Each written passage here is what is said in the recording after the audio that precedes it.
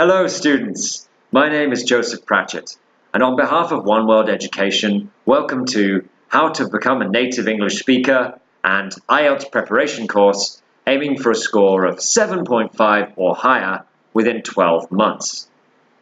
Now with that being said, I have been a teacher for many years.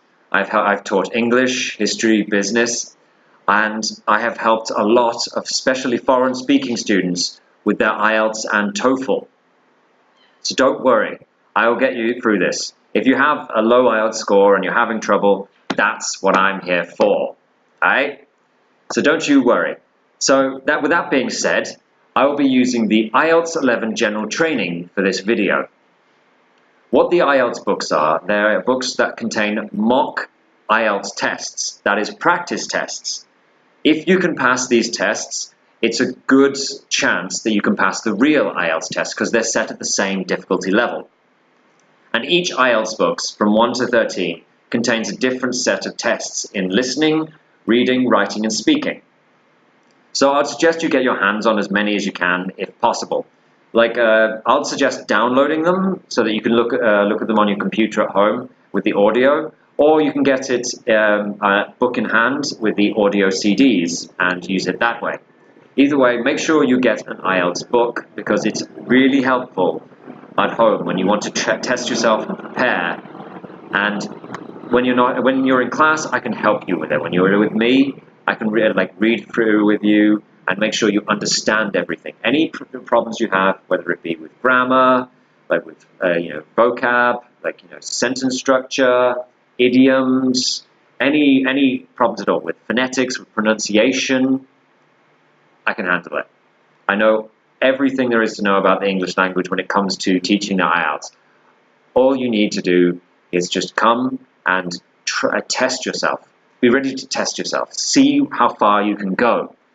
Because I'm here to push you further. Alright? Now, we'll be going through this, so let's scroll down.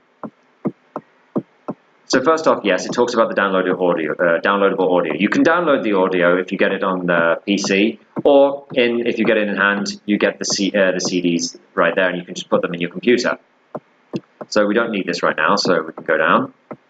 And this is just the title page. We're in white. It's very nice. Keep going. And this is just about the book itself, where it's published. Okay, keep going. And contents. So here, yes, we have the introduction. I'll be going through that now, and then after that, we'll be doing a listening test in the next video. So let's go through the introduction first, and I'll explain it to you, so that you can understand what it's asking for. Okay? So first off, introduction. The International English Language Testing System, IELTS, is widely recognized as a reliable means of assessing the language ability of candidates who need to study or work where English is the language of communication. So you need to practice, it's like English, and this is testing your English level if you wish to study or work in a place where English is the language of communication, as it says, which would be the UK, the US, Canada, New Zealand, and Australia. So if you wish to migrate to one of those countries, you need to pass an IELTS test with a high score, and a score of 7.5 is very good. Because as I can show you here, what you need for a general visa to the UK is a score of 7.0, which is obviously 0.5 lower than what we're aiming to give you, so you wouldn't have any problem emigrating through that visa. And for the other countries, it's usually between 6 and 7 score they require, for overall and in each of the 4 skills. So you want to get at least a 7 in each skill or above, and we'll be aiming to get you above, so no issue. In each of the sections, reading, writing, speaking, listening, and then overall. Not a problem. I've got you. So moving on, we have, that's for later. These practice tests are designed to give future IELTS candidates an idea of whether their English is at the required level. Pretty simple. And this is just about who owns the IELTS, so we can skip that. What is the test format? The IELTS consists of 4 components: All candidates take the same listening and speaking tests. There is a choice of reading and writing tests according to whether a candidate is taking the academic or general training module. Now, the reason I'm going through the general training book is because that is the examination you will be wanting to take. Because as you see here, the academic is for candidates wishing to study at undergraduate or postgraduate levels and for those seeking professional registration. What that means is if you wish to get a PhD, a master's, or a bachelor's from a university, or if you have for a specific job type, you want to do academic. But for general visas and for most others, you need general training, which is the one we'll be going through and is actually the one that's better for you because the academic only comes into play in very few circumstances. Generally study. Because as it says here, general training, for candidates wishing to migrate to an English-speaking country, Australia, Canada, New Zealand, UK, and the US, I don't know why that was left off, and for those wishing to train or study at a below degree level, which means below bachelor's, which would mean high school, like primary school, or anything below that. Now moving on, the test components are taken in the following order. First we have listening, which has 4 sections, 40 items, which means questions, and takes approximately 30 minutes. For this, you'll be listening to an audio, from the CD or from the audio file you've downloaded, as I can show you here. These are all the audio files. You have 4 for the listening section, then you have for the reading and writing and speaking. Okay?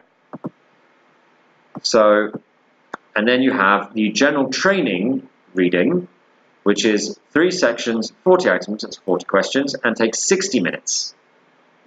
And the general training writing, which is 2 tasks and takes 60 minutes. That's generally 2 essays. And the first essay will usually be shorter than the second essay. The second essay makes up for at least 2/3 of the writing score. So you'll be wanting to focus most time on that part. Try to write enough for the first section, don't take more than 20 minutes, and then use at least 40 minutes for the second section. If you have more, that's great, because the second section is the most complex and is worth the most points. So, you want to obviously improve your writing score, you've got to do good on that part of it. And then, last but definitely not least, the speaking section, which only takes 11 to 14 minutes. Generally, this will be done, you can do this on the same day as the other 3 tests. Listening, reading, and writing, you'll take all at the same time, on the same day. But you can schedule your speaking test to either be on the same day as the others, or actually schedule it for a time within a week from when you did the first 3 tests. So you have a week's time, and you can schedule it at any time within that time. And you will be with a trained examiner, he'll be asking you questions, or you'll be having a conversation with him, and he'll be grading you on that. Okay? And the total test time, for all of them, adds up to 2 hours 44 minutes total. So it's 2 hours 30 for all of the listening, reading, and writing tests, and then 11 to 14 minutes for speaking. Okay? And now the general training test format. Listening, this test consists of 4 sections, each with 10 questions, and each section will have its own audio. The first sections are concerned with social needs. The first 2 sections are concerned with social needs, my mistake. The first section is a conversation between 2 speakers, and the second section is a monologue. That means the first section you'll have 2 people speaking, and you'll have to find the answers from what they're asking each other. And then the second section is someone talking by themselves, and you pick the answers out from there. The final 2 sections are concerned with situations related to educational or training contexts. The third section is a conversation between up to 4 people, and the fourth section is a monologue. So as you can see, the third and fourth section will be more complex. The third section with 4 people, it's going to be more difficult because you have to keep track of each person, because you're going to have 4 people speaking to each other as opposed to just 2, or the monologue, such as the fourth section, which is like the second section. Since it's a monologue, it will be easier just to listen to one person, but it's probably but the fourth section is obviously going to be more complex than the second section's monologue. So just keep your ears open. It's going to be difficult to pass the British accent to understand it, but by talking with me, I myself am British, and I've been British for 30 years, so I'm quite good at being British, as it were. So I can help you understand the British accent, and that will help you a lot with the listening section. So just by listening to me, talking to me, conversing with me, will be kind of talking back and forth. I'll help you understand how to listen to the British accent, because that will be the most important thing for the listening test. Now, a variety of question types are used, including multiple choice, which means you go up between A to D to E, such that you just choose each one. Matching, where you match a word to another. Plan, map, diagram labeling, which is basically you have the image and you need to label it as correctly. A lot of these are just fill in the blank, such as the labeling, the form completion, note completion, table completion, flow chart completion. Each of these you're filling in boxes usually. So you'll get the answers by listening, and you have to put them in the right place. It's literally, you find the answers from the audio, and you have to put them in the right place.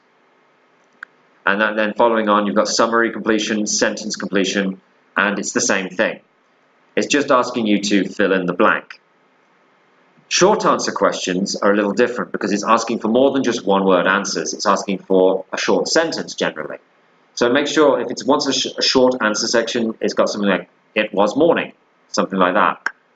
Just make sure it's a little bit longer, like a short sentence, as opposed to just a one-word answer. Otherwise, you'll be labeled incorrect, because it has to be how the exam wants it to be.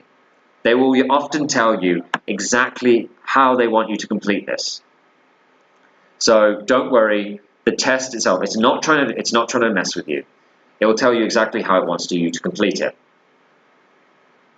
So, and this is important. Candidates will hear the recording once only. So you only have one chance to listen to the audio.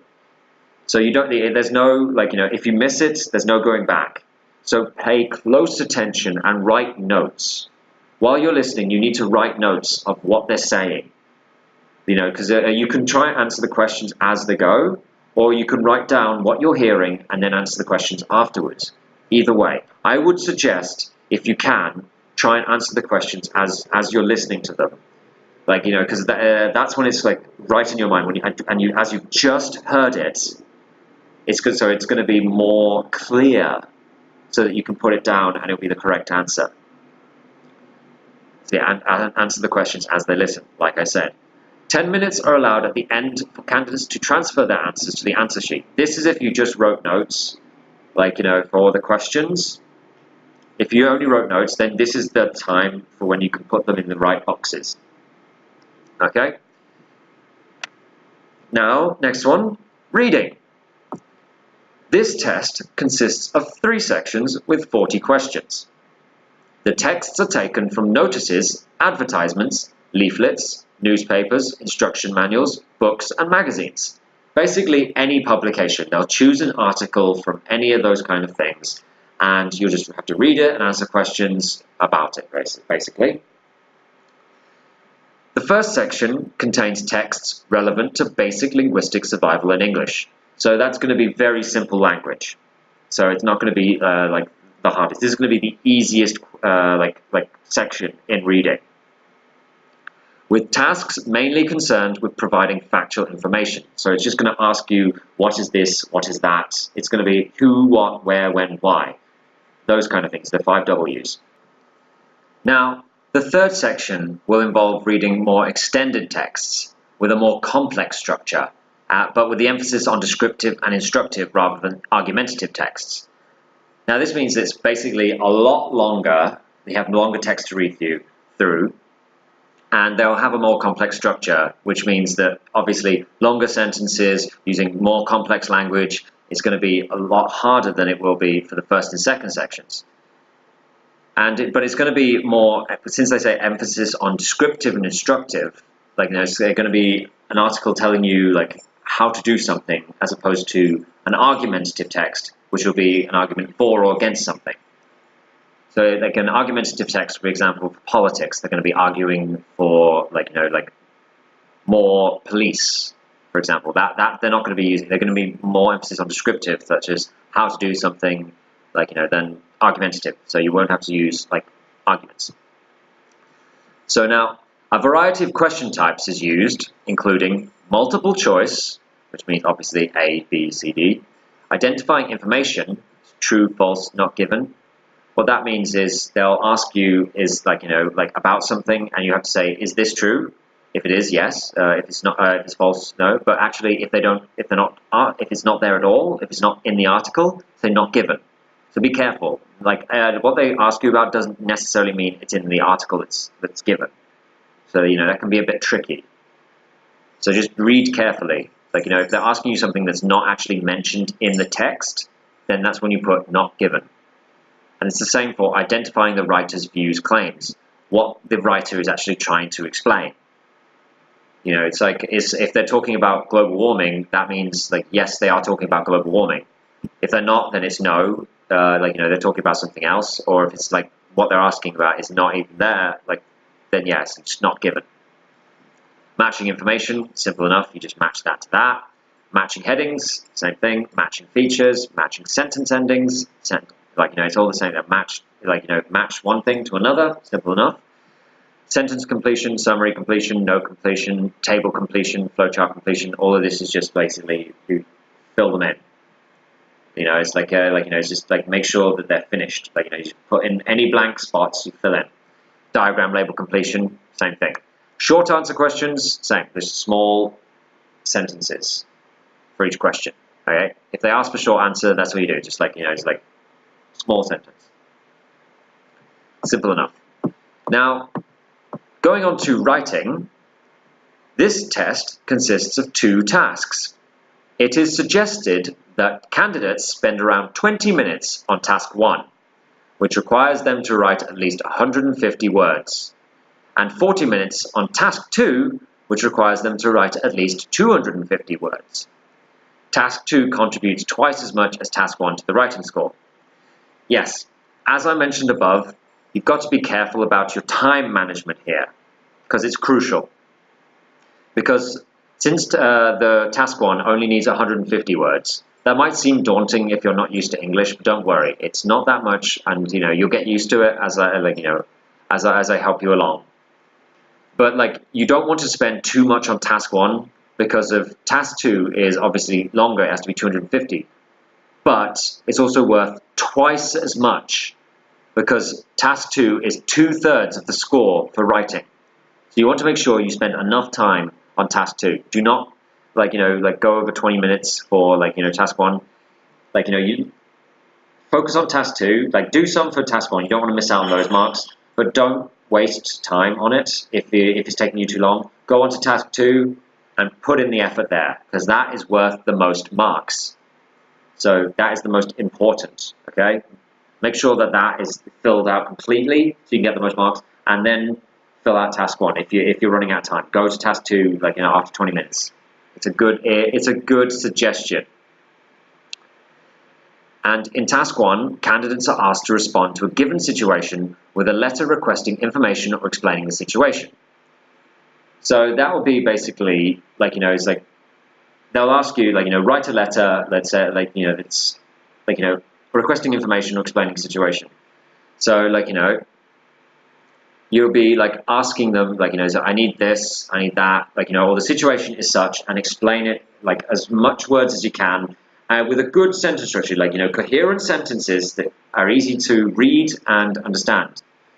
Because you will be assessed on your ability to engage in personal correspondence, elicit and provide general factual information, express needs, wants, likes and dislikes, express opinions, complaints, etc.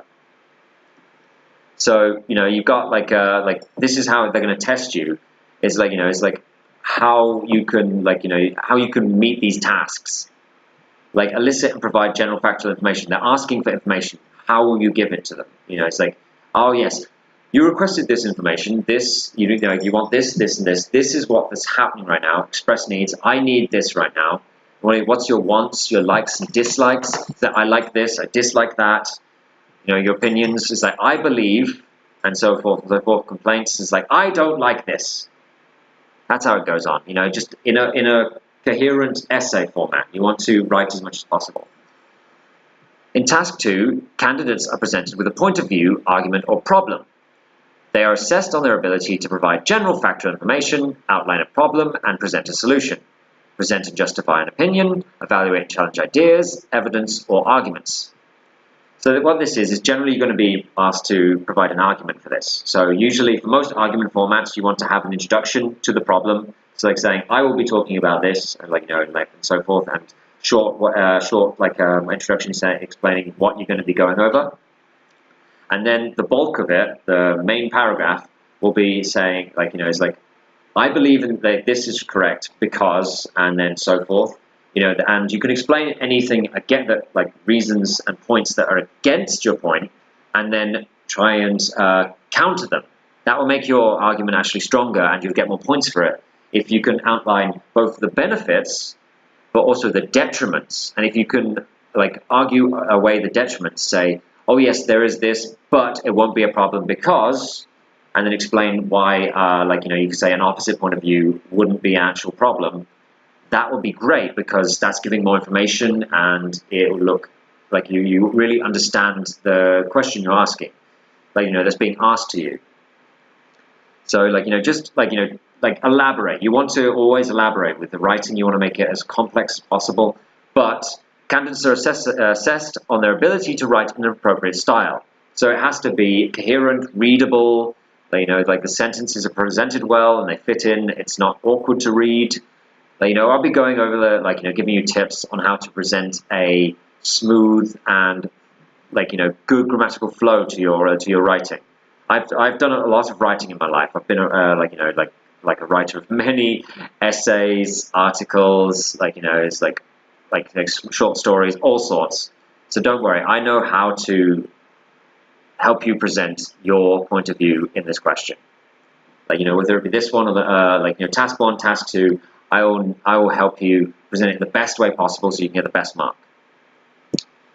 Now this is just saying you can get more information on the writing test on the IELTS website. It's true.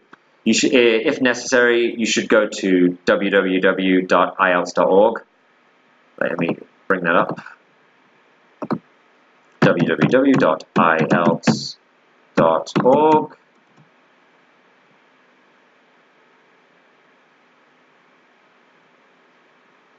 And let's just take a while to load. Okay, now this is as it says, home of the IELTS, English language test. Boy, does it take a while to load. Yeah. Well, I'll come back to that, see when it loads. So let's go back. And now, moving on from the writing test, we have the speaking test. Now, this test takes between 11 and 14 minutes and is conducted by a trained examiner. So you'll be talking with someone who's obviously done hundreds of speaking tests before, someone who's fluent in English, and they so they know what they're doing. So they'll lead you through this. There are 3 parts.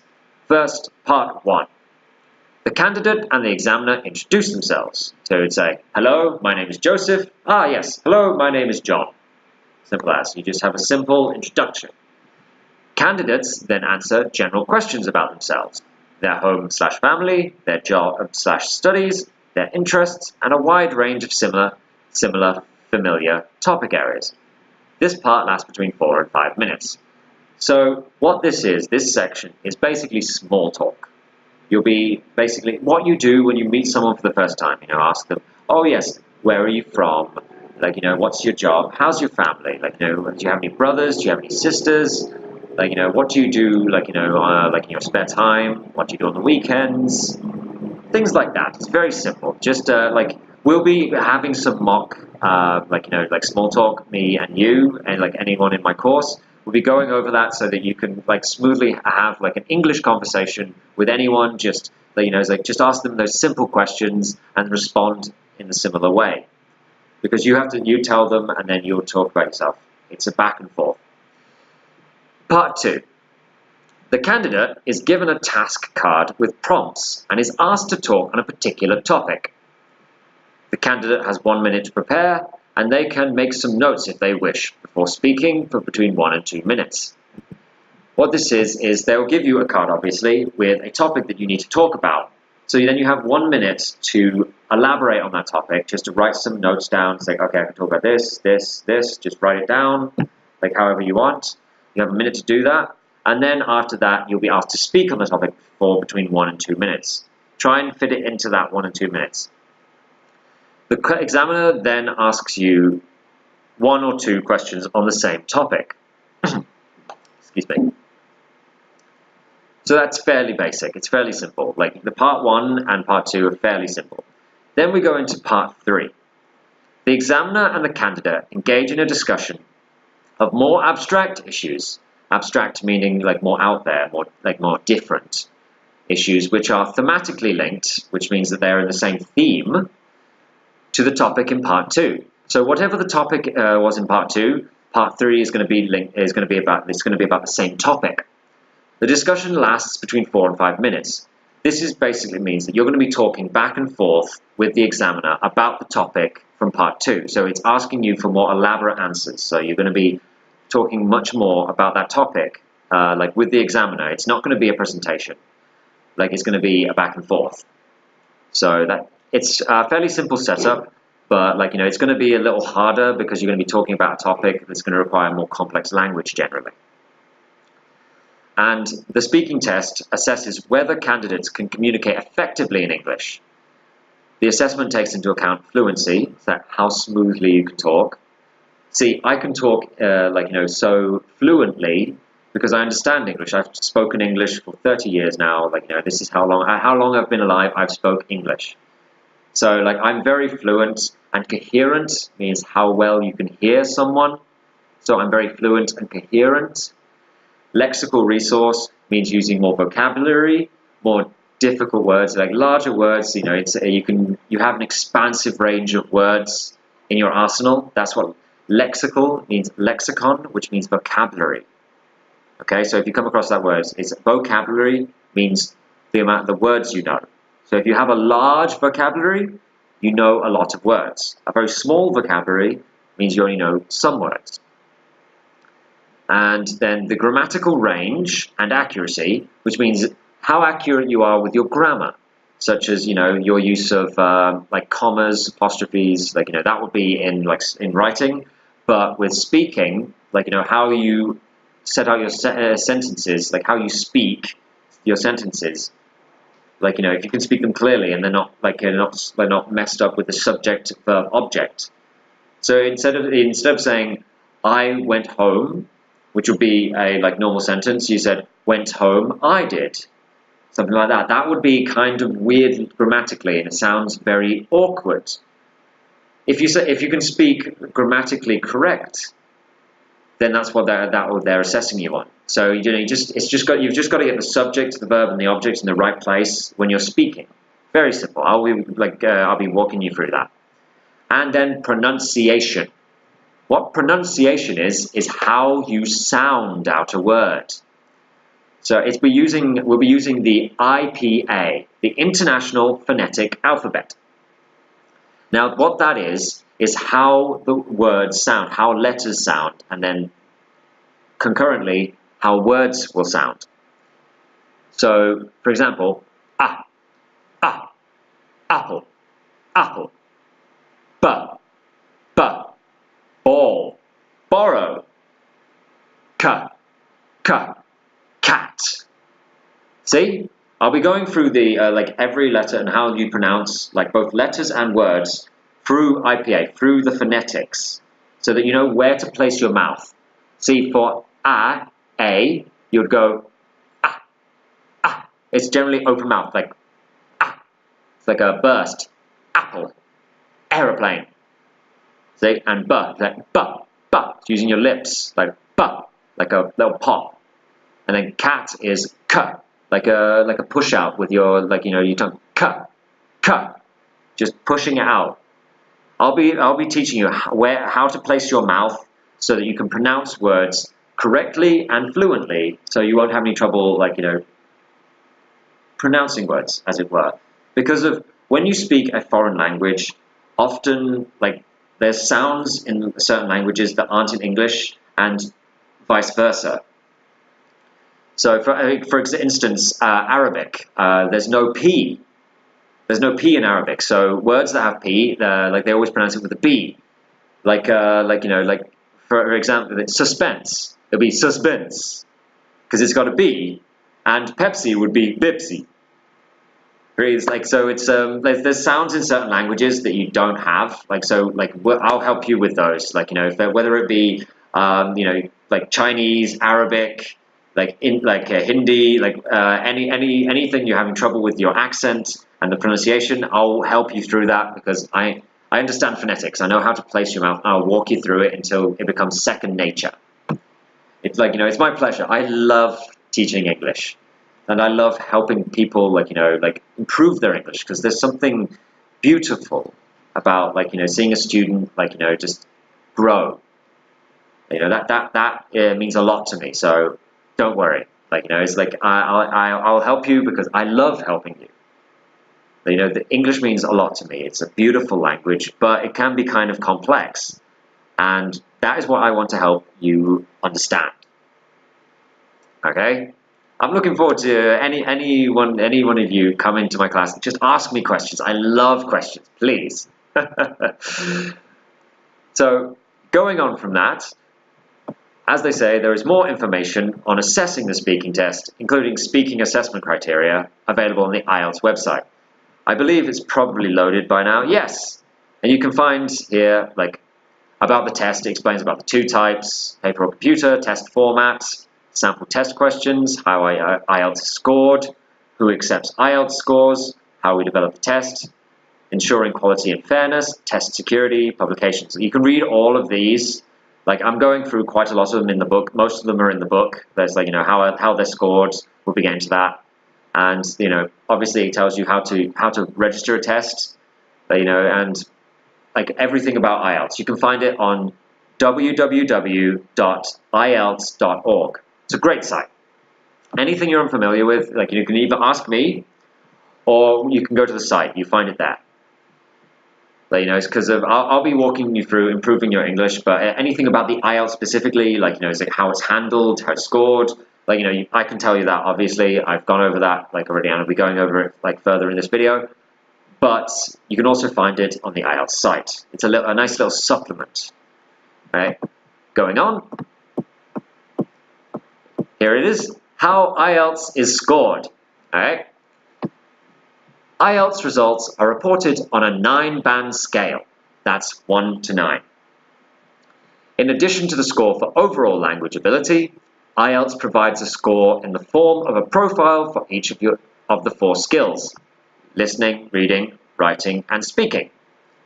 These scores are also reported on a 9-band scale, which means, again, 1 to 9. All scores are recorded on the test report form along with details of the candidate's nationality, first language, and date of birth. Each overall band score corresponds to a descriptive statement which gives a summary of the English language ability of a candidate classified at that level.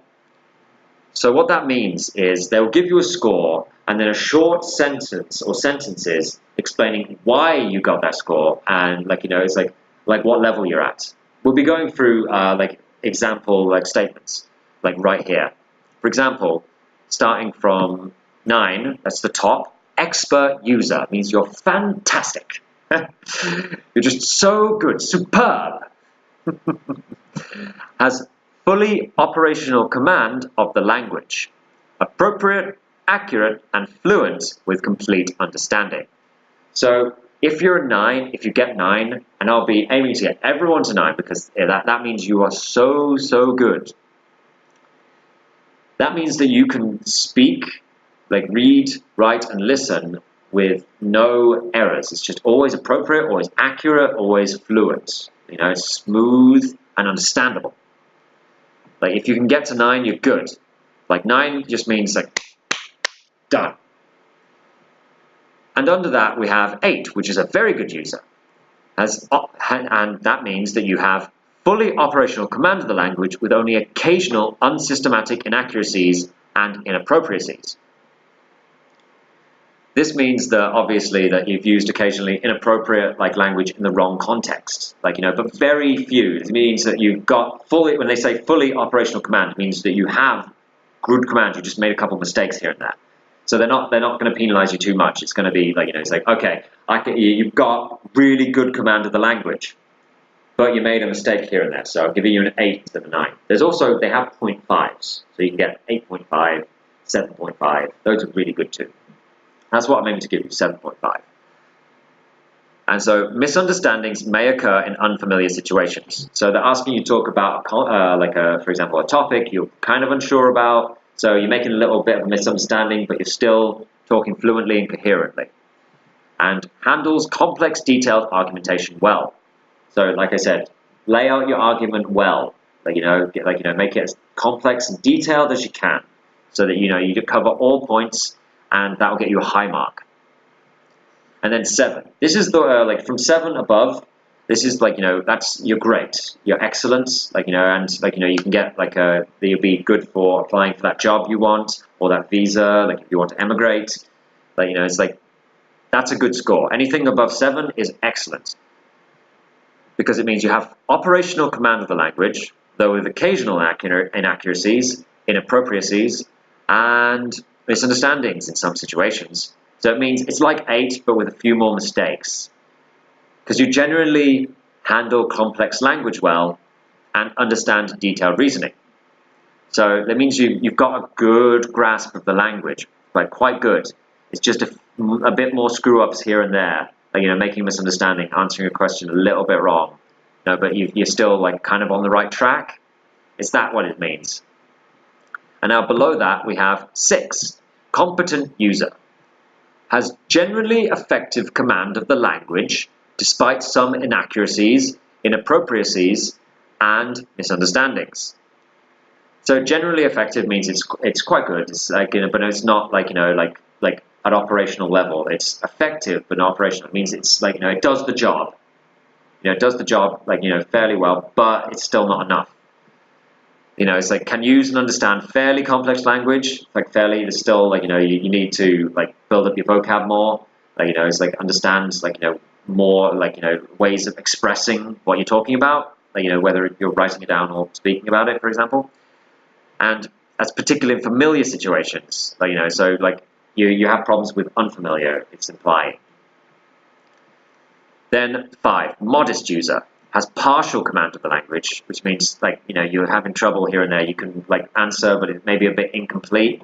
It's good and then it's not, kind of thing, because you're coping with overall meaning in most situations, though is likely to make many mistakes. So we'll be going over, if you make mistakes, I'm there to explain what you did wrong, so you can understand and not make that mistake again. It's good to have a professional look over your work, because it's not good to self-study if you don't know where you're going wrong.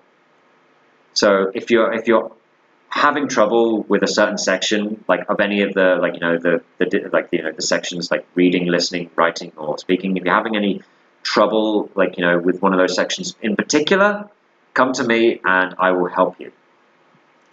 Because, you should be able to handle basic communication in your own field, as it says, but only basic. So we will need to improve that, so we can get you to, up to 6, then up to 7, then 7.5, and then push, to 8 and 9. Make you an expert user, because that's what you want to aim for. You want to aim for 9. If you get 7.5, that's great, but always aim high. Aim high, fight for the strong, the highest mark you can get. Because then even if you fall short, you're still really good. Always keep improving. It's never settle for just a good mark. Always aim for a great mark, the best mark you can get. So going on from there, we've got 4, which is the limited user. Basic competence is limited to familiar situations. Let me drag this up. Has frequent problems in understanding and expression. So you'll be tripping over your words, going, I don't know how, and you don't know how to, say what you're trying to, what you want to say, for example. It's, you have a tough time in answering what you're being asked. You have a little bit of English understanding, but it's not enough to cover what you're being asked for. So we would need to improve that through practice, so that you can have less trouble with these kind of situations, because you're not able to use complex language well at this level if you're a 4.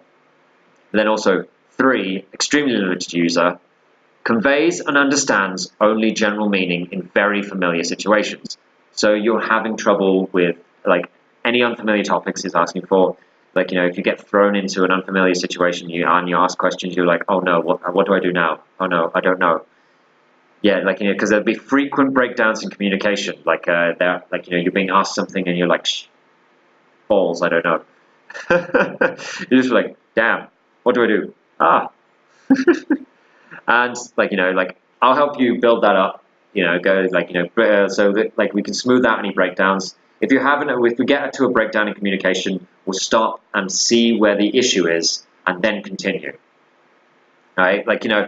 If you're having trouble, don't worry about coming to me. Don't be shy about asking me questions. It's literally what I'm here for. I'm your teacher for a reason. I'm here to help, basically. And 2, intermittent user. No real communication is possible except for the most basic information using isolated words or short formula in familiar situations and to meet immediate needs. That means it's very small amount of English. Very basic, probably like hello, this, that, simple words and simple situations. It's not going to be very helpful. Because it has great difficulty understanding spoken and written English. Because this is, if you've had no exposure to English before, you'll be at level 2. So what I'll need to do is expose you to English and explain from the beginning. And I'll be happy to help you with that, so that you can get higher and higher. You have 12 months to, so don't worry. If it takes you a bit of time to find your feet, because this is what the course is for. This is why the course is for 12 months, because it's here to bring you up to the right level you need to be at. Because everyone's going to start at a different level. There's going to be people who only need a little work to get to 7.5, and there's going to be people who need a lot of work to get to 7.5. Either way, I'm going to help you get to that number, get to that grade. Okay? And then 1 is non-user. It's complete. It's essentially has no ability to use the language beyond possibly a few isolated words. It's worse than 2. That's that's basically it's 1.1 to 9, because 0 is did not attempt the test. So there's no accessible information provided. Now, here's how they mark the practice tests. So we have listening and reading, the first 2 sections. Now, they have the answer keys to these on the pages 121 to 128. This means that after you've done the test, make sure you've completed the test first, you can then go to the answers to see what you got wrong, and hopefully you can see why you got it wrong. If you can't see why you got it wrong, then come to me, and so I can explain where you went wrong, because it's good to know not only what you got wrong, but also how you got it wrong in the first place. Because with listening, it could be you just have trouble with the British accent, in which case more exposure to the British accent will solve the problem. And then with reading, it could also be it's unfamiliar words, so you don't know what the question or the text is telling you. So we'll go over that and just increase your vocabulary most likely, so you won't have any trouble with that. So here they say questions which require letter/Roman numeral answers. For questions where the answers are letters or Roman numerals, you should write only the number of answers required. So they'll ask you for a certain letter or Roman numeral, for example, and what a Roman numeral is these. This is a capital I is 1, capital I, this is 2, this is 3, this is 4, this is 5, the V is 5, VI is 6, VII is 7, VIII is 8, and then IX is 9, and then X is 10, as you can see. So if the I is after the V, it means it's greater than 5. If the I is before the V, it means it's less than 5. Okay? So now, going on, it also asks, For example, if the answer is a single letter or numeral, you should write only one answer. Yes. If you have written more letters or numerals than are required, the answer must be marked wrong. So don't put in more than just one. It's usually probably going to ask you only one answer. Like, so if it's asking for one Roman numeral, you just put down that, or one letter. Like, you know, put A, or put the V for, like, you know, for like 5. It's asking for Roman numerals. Like, Roman numerals, generally, I think it'll be asking you for between 1 to 10 at most. So these are the ones you want to use, like, you know, 1, 2, 3, 4, 5, 6, 7, 8, 9, 10. There you go. Now, questions which require answers in the form of words or numbers. Answers may be written in upper or lowercase. What that means is, here's lowercase and here's uppercase. A, B, C, that's lower, and A, B, C, that's upper. See, it's capitals. These are uppercase. Uppercase means capitals, just in case you didn't know. Now, the words in brackets are optional. They are correct, but not necessary. So if you find bracketed words or sentences in your reading or listening tests, you read them, but they're correct but not necessary. So they're just like optional, really. Optional, like a little bit helpful. Is that alternative answers are separated by a slash, which means you just put if you need to put an alternate answer, slash like the answer slash answer like that. If you are asked to write an answer using a certain number of words and or a numbers, you will be penalized if you exceed this.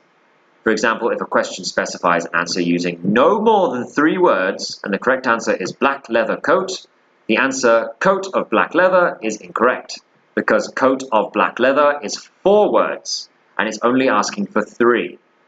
Always, this is the most important thing. The most important thing. Always read the question. Read it and understand it, well. You need to understand it completely. See what it's asking you for. It's often very clear what it wants you to do. So don't rush through the question, otherwise you'll miss, what it's asking from you. Because you might accidentally write more than what it's asking, and then it'll be marked wrong, and you've missed a mark on a question you would have otherwise got right. You don't want to miss any marks if possible. So try to miss the least amount of marks. Answer the questions, but make sure they're answered fully. Now, in questions where you're expected to complete a gap, you should only transfer the necessary missing word or words onto the answer sheet. For example, to complete in the ... that would be the blank, and the correct answer is morning, the answer in the morning would be incorrect because it wants you just to fill it in. It wants you just to put the missing word. So you'd have to put in here morning as opposed to writing out the full one, which would be in the morning, because that would be wrong. All answers require correct spelling, including words in brackets. That is just obvious. It's you may have some trouble with spelling words at first. And, so we'll go through that, make sure your spelling is right. It's any words you're having trouble with. There's often some simple words that you could just miss a letter out of. It's just a simple mistake, but it can lose you a mark. So I'll help you with that. I'll help you with your spelling. Both US and UK spelling are acceptable and are included in the answer key. What this means is that sometimes British and American spelling can be slightly different. For example, the word realize. In American, it's realize with an I-Z-E, and in British, it's I-S-E. But the thing is, since they accept both American and British English, you can choose to write it either way. As long as you're spelling it correctly, the American or British way, they'll accept it. And the same thing with pronunciation of it. It's here, airplane, that's American, or aeroplane, which is British. It's pronounced slightly different, because it's aero as opposed to air, but they're both correct because that's how you would say it in British and American. And all standard alternatives from numbers, dates, and currencies are acceptable. What that means is, here, these are different date formats. You see, this is the American date format because you'd have month, day, year. So this would be September 14th, 2018. Whereas the British date format would be the 14th of September 2018, which is day, month, year. Either of these will be accepted, so whichever date format you're most comfortable with, you can use. It's the same for currencies and numbers, just like, it's like any alternatives for numbers or dates of currencies, they're accepted. And so, here we go. Oh yes, also for currencies, like that could be, for example, the dollar. You could write the dollar, or afterwards, like you could write, for example, let's say the dollar sign, which would be this, or instead you could write USD, which would also be like, a way of saying currency. You'd put the dollar before it, you say $5, or you'd instead say 5 USD, which means United States dollar. Either of those would be accepted. Now, all standard abbreviations are acceptable. This is fairly simple. This means basically abbreviations, contractions such as cannot into can't, using the apostrophe, and do not to don't. Those are some abbreviations. Those would be accepted. But, any shortening of words that are correct, the standard ones, are acceptable. For example, what wouldn't be acceptable would be ain't, which is a slang way of saying it is. Whereas it should be, instead of ain't, it is, which is a slang way of saying it isn't. It should be, obviously, it isn't. You can't use ain't. Ain't is a slang word, like I said. It's a slang abbreviation, and it's not accepted. So you'd have to say it isn't instead of ain't. So just be sure about which abbreviations you're using. Make sure they're standard ones and not slang ones. Because people use ain't a lot in their speaking, but that wouldn't be accepted, and that would actually dock you marks. So if you're speaking and you say, it's like, let's put that in a sentence. It's like, that ain't right. That the sentence isn't right, ironically. So you'd say, that isn't right would be correct, whereas that ain't right would be incorrect. That's what they're asking for. Now, you will find additional notes about individual answers in the answer key. The answer key is obviously further on in the book, from about page 121 onwards. You get all the answers, and we'll go through them after we do the tests. After this video, I'll be making another one with each one for a different mock test, starting with listening, going on to reading, then writing, and then speaking. And each video will have the answers at the end. So you'll want to pause, after you've finished. I'll tell you when. You pause it, and then make sure you've answered it all as much as you can, and then I will tell you the answers, and you'll see what you got wrong. So this is a good way to start going through it. Now, with writing, the sample answers are on pages 129 to 136. So that's after the listening reading answers, obviously. It is not possible for you to give yourself a mark for the writing tasks, because it's a lot more free-form. There's no just simple one answer. So you can't really mark it that well. But they have provided sample answers which have been written by candidates, that's people who've done the test before, and they're showing their score and the examiner's comments. These sample answers will give you an insight into what is required for the writing test. So if you look over the sample answers and you see what they've written and you realize, hang on, I never did that kind of format in my answer. I left that out. I didn't give enough information. It's not nearly descriptive enough. For example, see what they got wrong, what they got right, and what the examiner has said, and you can say, oh, I see how you got to do it. So first off, we'll go through the writing test, and you can answer it, and you can test yourself, and then we'll go through the sample answers, and we'll see what worked and what didn't. Okay. Now we're going on to how should you interpret your scores. At the end of each listening and reading answer key, you will find a chart which will help you assess whether, on the basis of your practice test results, you are ready to take the IELTS test. Because not only when you're testing yourself through this, I'll be walking you through it as well. So when I think you're ready for the IELTS test, after numerous practice tests and after numerous studying, with me, and you should also home study Always, extra practice, it never goes amiss. It's always good. Extra practice is always good. And when you're ready, I will tell you when you're ready after we've worked through it. And then you can test yourself. You can take the IELTS and see how you do. If I say you're ready, you're ready. It's like I've helped prepare a lot of people, especially people whose language, like English, isn't their first language. I've helped quite a few, so I can tell when you're ready to take the IELTS. Okay? Now, in interpreting your score, there are a number of points you should bear in mind.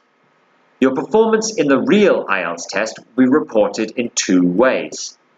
There will be a band score from 1 to 9 for each of the components, like we said before, and an overall band score from 1 to 9. So that's your, what your score is overall, which is the average of your scores in the 4 components. So what that means is if you get 9 in every section, for example, 9 in listening, 9 in reading, 9 in writing, and 9 in speaking, you would add up each of those scores. So it'll be 9 plus 9, 18, plus 9, 27, plus 9, 36. You would have 36, and then you divide it by 4, because that's the number of sections, and that would be overall score of 9. Now, what is not mentioned here is when you have a fraction of a score.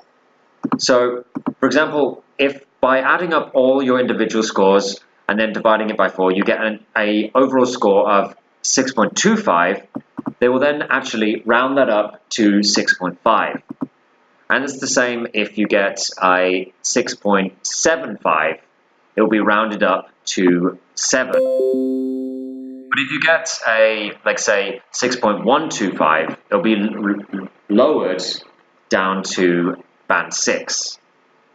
So it's like if it's a 2.5 in between, it gets raised up basically to the next band, next half band.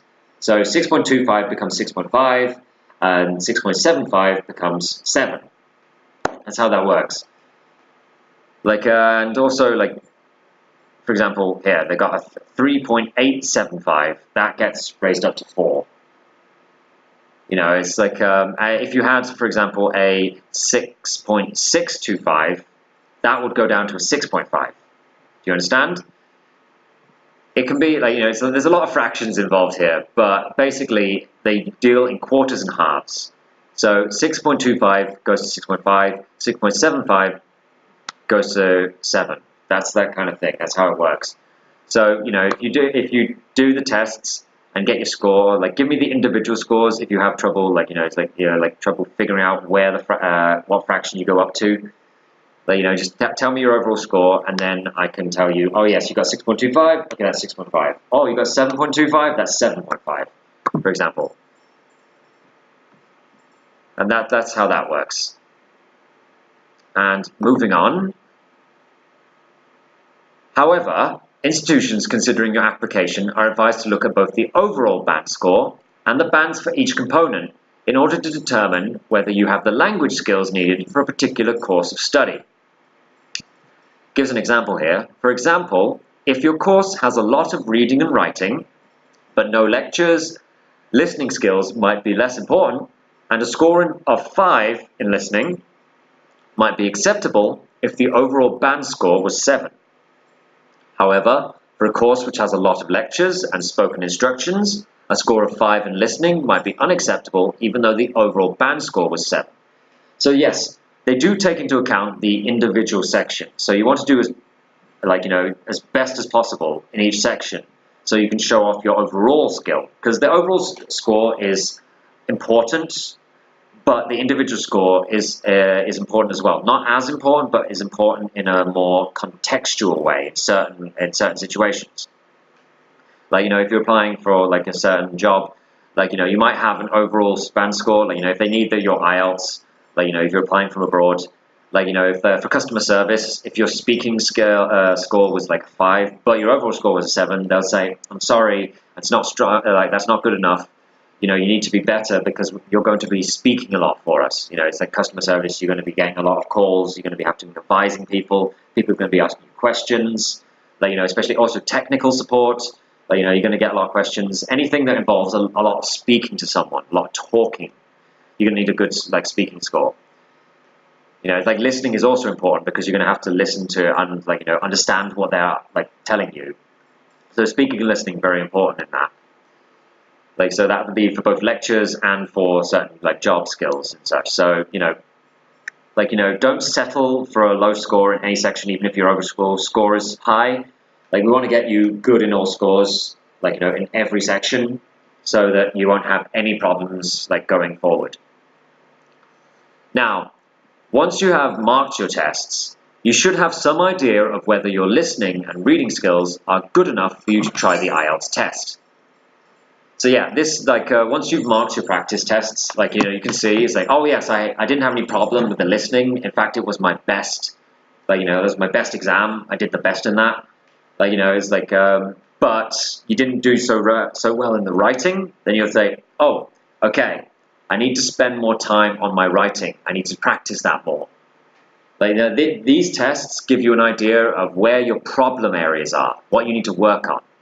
So I will assign these practice tests to you occasionally just to see where you're having issues. And you give me the results and your answers. I'll look over them and, like, you know, could tell you, okay, you're having trouble here, like, you know, and I can like work with you on that particular section. If you're having writing problems, I'll work through that with you.